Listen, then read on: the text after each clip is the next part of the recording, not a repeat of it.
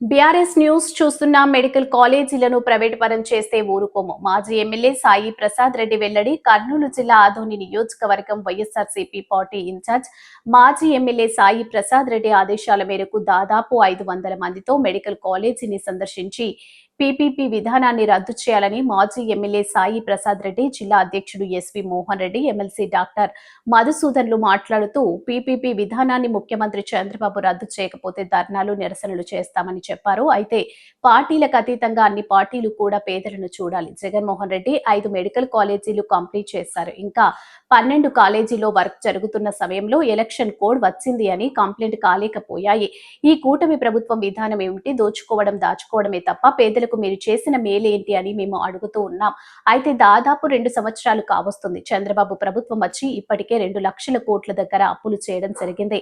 ఆయన ఎంతసేపు ఉన్నా ప్రైవేట్ పరం చేస్తూ తన కార్యకర్తలకు, తమ నాయకులకు మేలు చేసే విధంగా ప్రభుత్వ పథకాలన్నీ కూడా చేయడం జరుగుతుంది. ఈ కార్యక్రమంలో వైఎస్ఆర్సీపీ ఆదోని పార్టీ పట్టణ అధ్యక్షుడు బి దేవా, జిల్లా ఉపాధ్యక్షులు చంద్రకాంత్ రెడ్డి, సన్ని రాష్ట్ర యూత్ అధ్యక్షుడు, ఉపాధ్యక్షుడు బట్టు ప్రతుల్, జిల్లా యూత్ అధ్యక్షులు శివారెడ్డి, ఆదోని మండల యూత్ అధ్యక్షుడు నల్లారెడ్డి, ఆదోని టౌన్ యూత్ అధ్యక్షుడు ఆసిఫ్, ఎమ్మిగనూరు జగన్మోహన్ రెడ్డి యూత్ అధ్యక్షుడు నజీర్, చైర్మన్ లోకేశ్వరి, నరసింహులు, ఎంపీటీసీలు, సర్పంచ్లు, కౌన్సిలర్లు నాగరాజు, హనుమేష్, రేణుక, శ్రీలక్ష్మి, మంజుల, సోమలింగరాయుడు, కడుపు రయ్య, కామాక్షి, తిమ్మప్ప, మటన్ మస్తాన్, తిరుపతి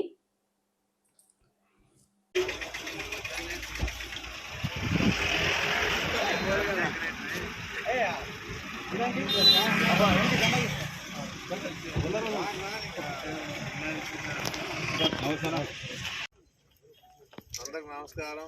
ముఖ్యంగా రాష్ట్రంలో మెడికల్ కాలేజీ మీద ప్రైవేట్ పరం చేయాలని చెప్పేసి చంద్రబాబు నాయుడు గారు ఆలోచన చేస్తుండే విషయం అందరికి తెలిసిందే. జగన్మోహన్ రెడ్డి ఒక దీంతో పెట్టాడు ఆయన. ఎందుకంటే పాదయాత్ర చేసినప్పుడు ఎవరెవరైతే పేద కుటుంబాలు ఉంటాయో, ఎవరెవరైతే చదవగలుగుతారో, ఎవరెవరైతే వాళ్ళ నాకేం ఇబ్బంది, నాకేం చేపట్టుకుంటాను. నేను అనేది ఏమంటే మీరు ముందుకు వస్తే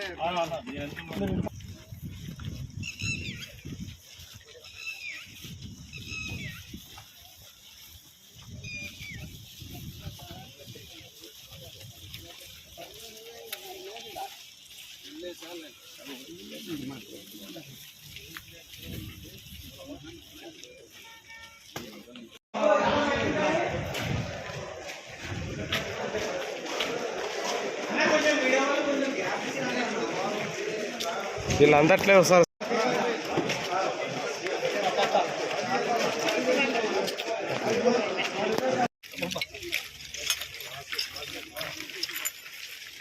నిదానం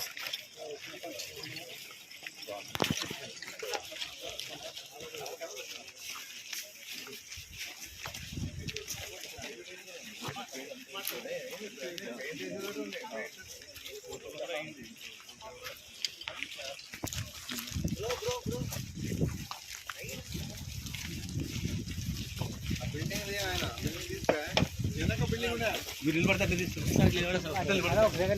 బిల్డింగ్ సైడ్ అంటే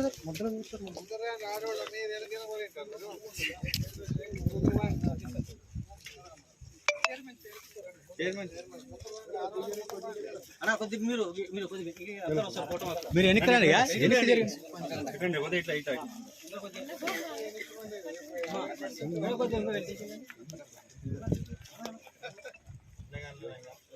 రేపు ఎమ్మెల్యే ఎలక్షన్లలో 33% పోతే ఎవరు వేపిస్తారు,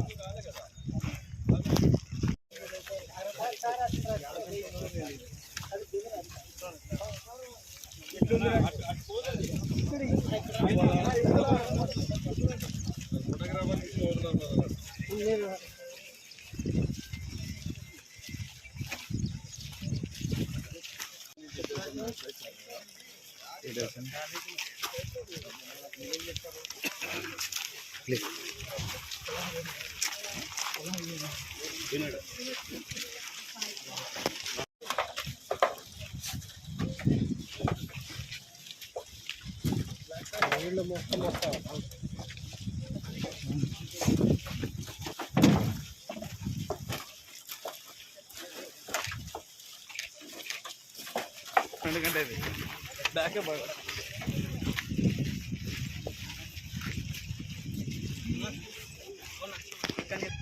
రానా రానా ఇటు రానా నువ్వు ఇటు రానా అన్నగారు అన్న ఇటు రానా నువ్వు ఇటు రా స్వామి ఇటు రా రా ఇటు రా ఇట్లా తీసుకో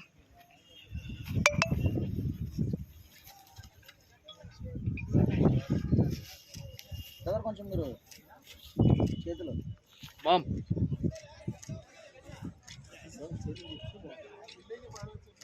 అది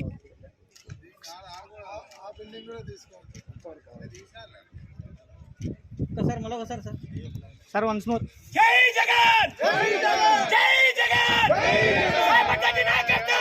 జిల్లాలి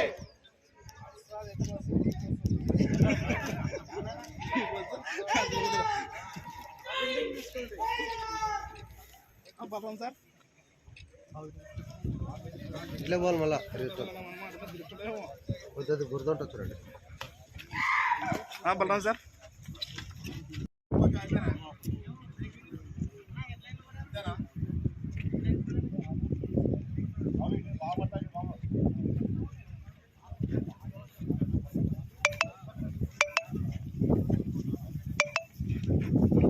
సార్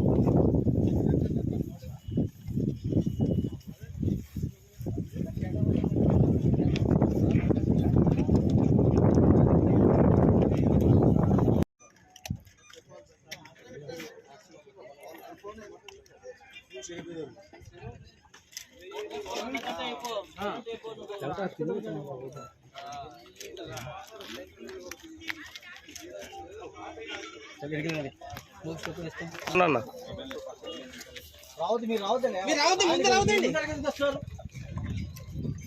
అట్లే ఉన్నాడు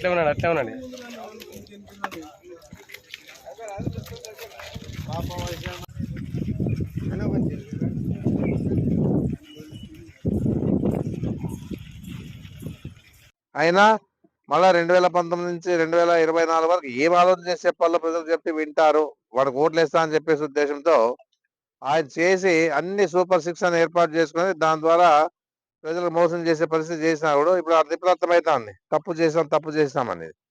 ఎవరైనా కానీ ఏదైనా కానీ ఇచ్చిన మాట నిలబెట్టుకున్నప్పుడు ఒక మనకి మంచి పని జరుగుతా ఉందనే ఉద్దేశంతోన ఆయన పనులు చేసేటప్పుడు కూడా ప్రతి వారు ఆలోచించుకోవాలి. ఇప్పుడు ఎవరు చెప్తే ఓట్లు వేసేవాళ్ళు కాదు, ఇప్పుడు వాళ్ళంతకు వాళ్ళే ఆలోచన చేసే శక్తిని వచ్చింది. ఎట్లా వచ్చింది? రామారావు నుంచి జ్ఞానోదయం అయింది. రామారావు గారు ఉన్నప్పుడు పరిస్థితులు వేరే, రామారావు చనిపోయినా ఏ ఒక్కటి కూడా రాలేదు. జగన్ ఏదైనా నిర్ణయం తీసుకుంటే దాన్ని కట్టుబడి వచ్చినా కూడా ఏ రోజు కూడా సంక్షేమ కార్యక్రమం నిలబెట్టుకోకుండా దాన్ని చూసాం. ఏదున్నా ఇబ్బంది పడ్డారు. ఎందుకంటే ఈ రకంగా కొన్నిట్ల వల్ల ఆదాయం లేదు మనకి. ఏదైతే జగన్ రాష్ట్రంలో 30 లక్షల మందికి సవాల్, అదే జగన్మోహన్ రెడ్డి మన ఆదంలో 10,000 మందికి కేటాయించాడు. ఆ టిట్కో అయిన కూడా ఫ్రీ, ఎంతసేపు ఉన్నా కూడా ఆయన 10 రూపాయలు నెలకు కట్టాల్సి వస్తా ఉంది. ఆ పరిస్థితి అలాంటి వ్యక్తిని తీసుకోలేకపోయిన మన ముఖ్యమంత్రి ఆయన ఇచ్చిన మాట నిలబెట్టుకుంటూ అలాంటి పరిస్థితి ఈ రాష్ట్రంలో ఉన్నారు. ఈసారి చంద్రబాబు వరకు వాళ్ళ ఎమ్మెల్యేలకి వాళ్ళ కార్యకర్తకి పార్టీ ఏదో విధంగా దోచుకుంటున్నారు అందరూ తెలుసు, మనం చెప్పే పని ఏం లే. ఇది కల్లారా గంటలోన రేషన్ దోపిడీ చేస్తా ఉన్నారు, ఆదంలో గన్సు తీస్తా ఉన్నారు, కోడిగుడ్లు కూడా పిల్లలు పెట్టే కోడిగుడ్లు కూడా బస్ వస్తా ఉంది. ఈ రకంగా ఎన్ని చెప్పిన రిజిస్టర్ ఆఫీస్ లో పోతే పనులు ఎన్ఐ చేసేదానికి ఇబ్బంది, అన్ని రకాలుగా అరాచకం ఎప్పుడు ఉండలే. ఈ పరిస్థితి ఇప్పుడు ఎవరైతే కూటమి అభ్యర్థి ఉన్నా ఎంతసేపు ఉన్నా ఆయన పని చేస్తామని చేసింది ఏం లే. అయినా వాళ్ళు చెప్పుకుంటా ఉన్నాం ఇన్ని కోట్లు తెచ్చినా మున్సిపాలిటీకి తెచ్చింటే అది ఉండేదానికి. అదే ఏదో కోటి రూపాయలు వస్తే అది ఎంక్వైరీ పెట్టిస్తా ఉన్నారు. ఇప్పుడు విజిలెన్స్ వాళ్ళకి ఎంక్వైరీ పెట్టేసి దాని ద్వారా కూడా ఏమంటే సరైన సమాధానం ఇవ్వలేదు, ఏదో వాళ్ళకి అనుకూలంగా ఉండేది తీసుకున్నారు. అందుకే ఇప్పుడు ఏం చేస్తా ఉన్నారంటే ఆర్టీ యాక్ట్ కింద పలానా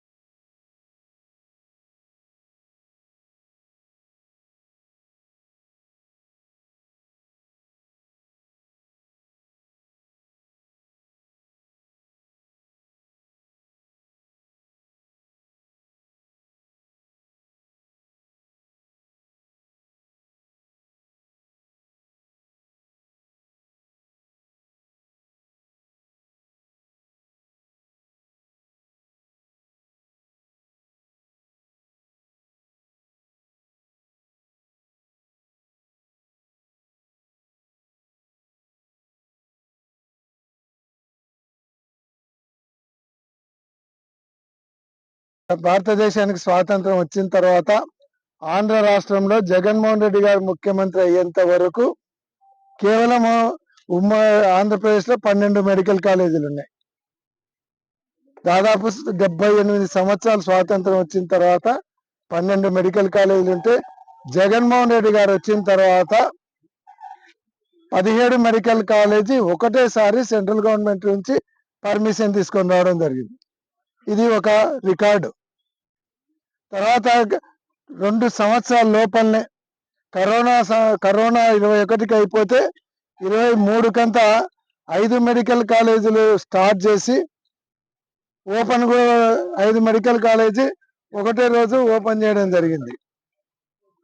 ఇది దేశ చరిత్రలో ఏ రాష్ట్రంలో 5 గవర్నమెంట్ మెడికల్ కాలేజీలు ఫస్ట్ టైం ఒకటేసారి ఓపెన్ చేసింది. 2 కాలేజీలు అబౌట్ టు ఓపెన్. ముఖ్యంగా రాష్ట్ర మాజీ ముఖ్యమంత్రి వర్యులు వైఎస్ జగన్మోహన్ రెడ్డి గారు వారు ఆ రోజున విద్యా వైద్య మీద వారు చేసినటువంటి సంచలనమైన నిర్ణయాలు ఈ రోజు నిర్వీర్యమైనటువంటి పరిస్థితి చూస్తా ఉన్నాం. అంటే వారి గత ప్రభుత్వంలో వారు 17 మెడికల్ కాలేజీలు ఇస్తే 5 మెడికల్ కాలేజీలు కంప్లీట్ అయ్యి ఈ రోజున వాటిలో పిల్లలందరూ చదువుతా ఉన్నారు. ముఖ్యంగా చూస్తే 2 medical college just incomplete position లో ఉన్నటువంటి దాంట్లోని ఆ రోజున పులివెందుల్లో 50 మెడికల్ కాలేజ్ సీట్స్ ఇస్తే నేషనల్ మెడికల్ కౌన్సిల్ వాళ్ళ ద్వారా లెటర్ రాసి ఆ రోజున వచ్చినటువంటి పిల్లలకు కూడా ఆ రోజు వాళ్ళ అన్యాయం చేస్తున్నటువంటి ఈ ప్రభుత్వం. ముఖ్యంగా చూస్తే ఈ రోజు రాష్ట్రంలో ముఖ్యంగా బడుగు బలహీన వర్గాల చూస్తా ఉన్నాం అందినటువంటి పరిస్థితి, నిర్వీర్యమైనటువంటి పరిస్థితి. ఈ రోజు చూస్తే మళ్ళీ ఈ రోజున రాష్ట్రంలో ఆరోగ్య కూడా మళ్ళీ సైలెంట్ నర్సింగ్ హోమ్స్ ఎవరైతే ఉన్నారో వారందరూ కూడా మళ్ళీ ప్రభుత్వము ఎప్పుడు కూడా ఆరోగ్యశ్రీని వారు ఎప్పుడు కూడా బిల్ పే చేయకుండా పరిస్థితి లేదు. ఈరోజు చూస్తా ఉంటే ఈ 15 నెలల్లోనే 3 సార్లు నోటీస్ ఇవ్వడం జరుగుతా ఉంది. అంటే ఈ రోజు ఆరోగ్యశ్రీ గత ప్రభుత్వంలో 5 లక్షల నుంచి 25 లక్షల రూపాయల వరకు ఈవెన్ రోబోటిక్ సర్జరీ చేయడానికి కూడా ఆ రోజున మనం ఆరోగ్యశ్రీ ద్వారా రావడం జరిగింది. అంతేకాకుండా ఆరోగ్య ఆశాని ఎవరైతే మేజర్ సర్జరీ చేసుకున్నారో వారి రోజుకు 250 రూపాయల ప్రకారం వారి కోలుకునేంత వరకు కూడా ఇవ్వటం జరిగింది. మరి ఈ రోజున చూస్తే ఈ ప్రభుత్వం ముఖ్యంగా ప్రభుత్వం పీపీపీ పరంగా వద్దు. ఎందుకంటే ఇప్పుడే ప్రజలు మీరే చూస్తున్నారు, ఒక యూరియా సంచి ఇవ్వడానికి కోసం 3 రోజులు 4 రోజులు పడగాపులు కాస్తున్నారు. మా ప్రజలు మాది అన్నదాత సుఖీభావ అంటారు. ఎక్కడ చూసినా రైతులు ఏడుస్తున్నారు. ఈ రోజు టమాటాలు కుళ్ళిపోతున్నాయి, మరి ఉల్లిగడ్డలు కుళ్ళిపోతున్నాయి. ఎరువు సంచి ఇవ్వడం లేదు, ఈ రోజు పెట్టుబడి లేదు, గిట్టుబడి లేదు. మరి అకాల వర్షాలకి ప్రజలు రైతులు ఏం గతి అవుతున్నారు. అలాంటిది ఏం వాళ్ళకేం పట్టదండి. వాళ్ళకి ఏది అభయం పట్టదు. వాళ్ళు ఏదో చెప్తున్నాను కదా, నీకు నాకు ఇది ఎక్కడ బయట పడిపోతుందో అని చెప్పేసి ఇలా డైవర్షన్ పాలిటిక్స్ చేస్తున్నారు అంతే. ప్రభుత్వంలో ఎంపీలు ఉన్నారు ఎంతో మంది, మన సపోర్టింగే ఉంది. ఆంధ్ర రాష్ట్ర సపోర్టింగ్ ఎంపీలు ఉన్నారు. మరి బడ్జెట్ కేంద్ర సర్కార్ నుంచి బడ్జెట్ తీసుకొచ్చి వేయొచ్చు కదా. మరి బడ్జెట్ లేదంటున్నారు కదా, బడ్జెట్ తీసుకొచ్చి వేయచ్చు కదా అని మా డిమాండ్ చేస్తున్నాం అంతే.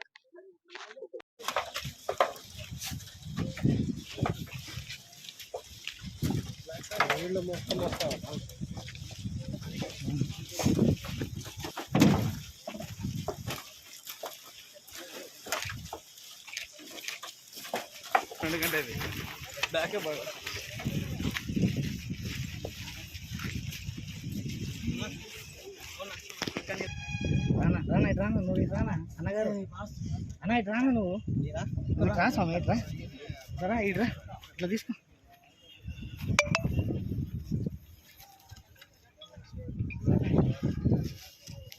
కొంచెం మీరు చేతులు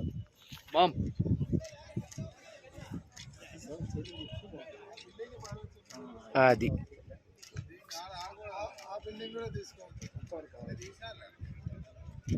సార్ మళ్ళీ ఒకసారి సార్ వన్స్ మోర్.